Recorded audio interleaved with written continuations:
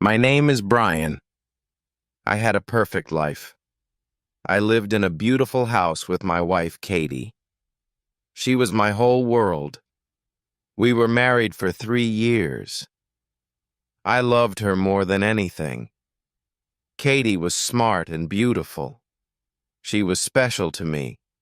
She was funny and kind. I trusted her with all my heart. She was my best friend. Our life together was full of love and laughter. I was a very happy man. For me, life was perfect. Katie's job was very demanding. She traveled a lot for her work. Sometimes she was gone for a week. Sometimes she was gone for 2 weeks. I missed her every day. I missed her a lot when she was away. But I was never worried. I trusted her completely. When she was away, we talked every day. We sent messages in the morning. We had video calls at night. It helped me feel close to her. She told me about her meetings. I told her about my day. We were always connected. She always brought me a small gift from her trips, a book from London, a small painting from Paris. Each gift was a sign of her love. Each gift had a story. Our house was full of these small memories. They were symbols of our love and her travels. One week she went to Chicago for her work. It was a normal trip. We said goodbye at the airport. I hugged her. I said, "I love you. Be safe." She smiled her beautiful smile. She said, "I love you too, Brian. I will be back soon." I went back to our quiet house. I missed her already, but it was okay. This was our life. Our perfect, happy life. I thought I knew everything. I loved my wife, but I did not know my wife at all. The woman I loved was a stranger. A few days later, my phone rang. It was Katie. Her voice was a little stressed. I felt a worry in my heart. She said, "Brian, honey, I need your help. I cannot find my hotel booking confirmation." I said, "Okay, what do you need?" She said, "Can you please go into my personal email?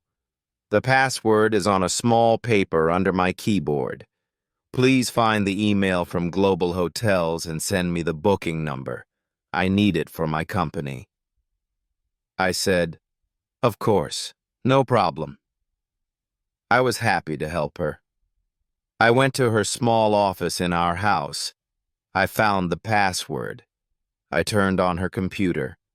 I opened her email account. I felt a little strange. It was her private space, but she asked me to do it. I trusted her.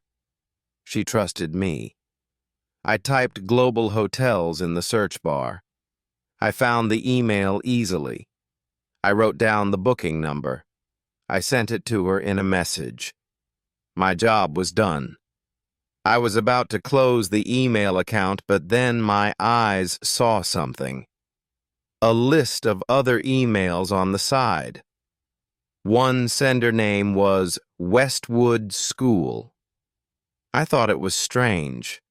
We did not have children.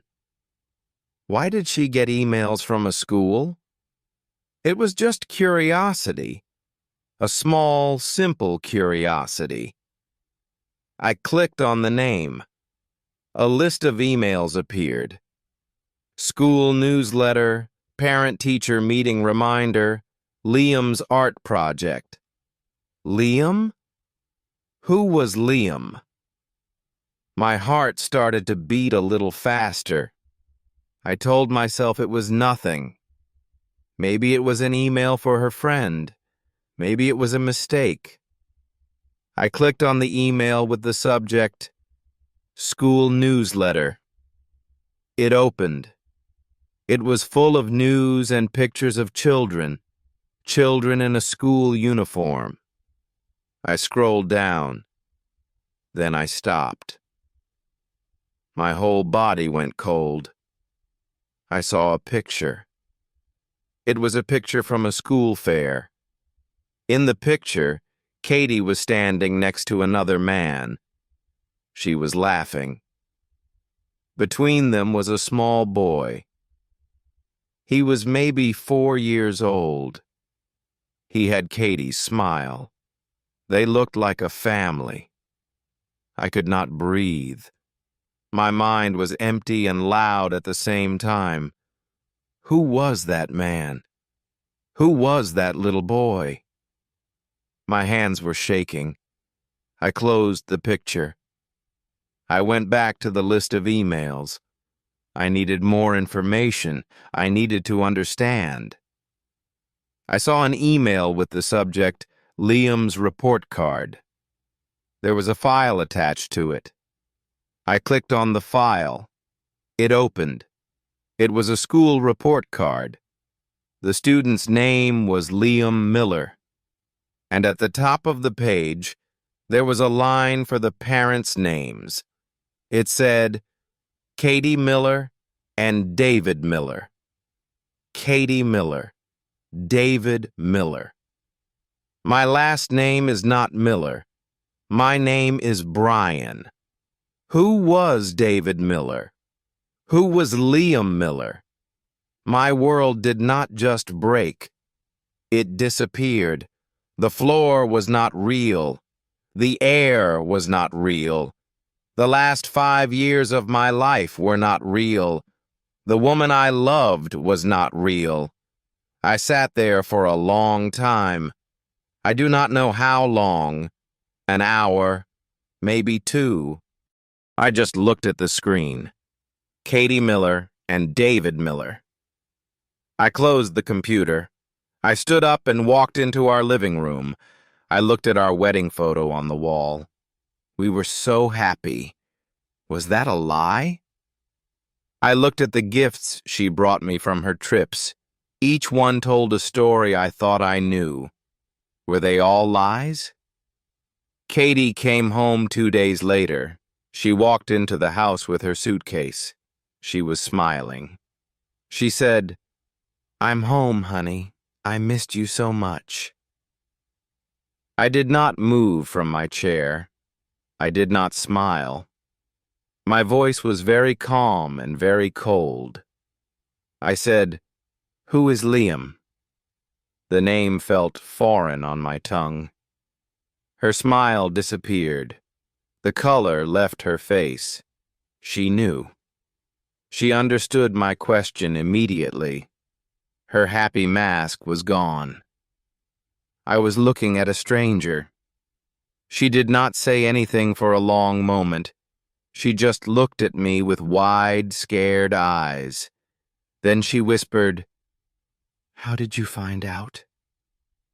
The pain was a physical thing in my chest. So, she did not deny it. It was true. All of it was true. I said, "You asked me to check your email. I saw the pictures. I saw the report card. Katie Miller and David Miller." She started to cry. But her tears meant nothing to me now. They were the tears of a liar. She sat on the floor. She confessed everything. She said, "I have another life, Brian. I have another family." Her words echoed in the silent room. Her words were quiet, but they were louder than a bomb. Another family. Another life. She told me about David. She knew him before she met me. She told me about Liam, her son, her 4-year-old son. She said, "I did not know how to tell you. I was afraid. I love you, Brian. I really do." I looked at her. The woman I loved was gone. This person on the floor was someone else. Someone who lived a double life. Someone who built our perfect marriage on a mountain of lies. I felt nothing. No anger, no sadness, just a huge empty space inside me. A silence so deep it swallowed me whole. I stood up. I looked down at her.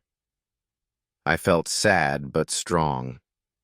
I said, "I want you to pack a bag. I want you to leave my house." Now she cried more. She said, "Please, Brian, we can talk about this." She sounded scared. I shook my head. I said, "There is nothing to talk about. The person I married does not exist. Please leave." She left an hour later. The house was quiet again, but this quiet was different. It was a dead quiet, a quiet full of ghosts and lies. The house felt empty and sad. Now, I live in this house alone. It is full of her things, but she is not here. I am alone with memories. I look at our wedding photo. I try to remember the woman I loved, but I can't.